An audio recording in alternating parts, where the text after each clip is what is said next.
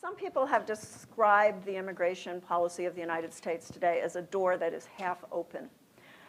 Throughout the 19th century, the United States, like most of the other countries of the Americas, wanted new population. They imagined that the West and the indigenous people were disappearing, and they wanted European origin populations, women and men, to replace them. And the United States is, like many of the countries of America, described as having an open door in the 19th century. That door gradually was closed. That's one way of thinking about it, until it's now half open.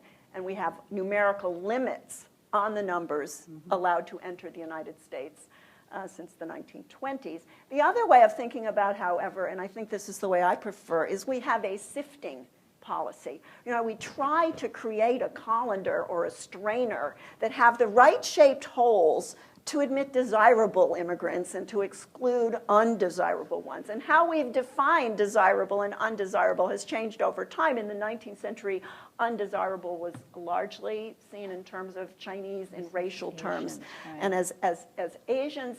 Today, undesirables are often seen in terms of class and educational status. So if you are a person with low levels of education, you're seen as undesirable, despite the fact that the U.S. economy continues, of course, to generate huge numbers of jobs. You know, initially we had open immigration when the country started. And we always think of limiting immigration to the Chinese Exclusion Act in 1882. That's when people start thinking that we started to limit immigration.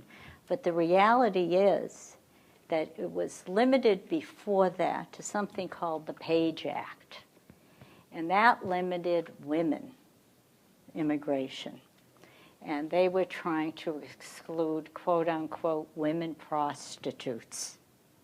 And that was the first, really the first. And then we started, you know, then we really started limiting immigration as we got into the early, as we got into the 1900s.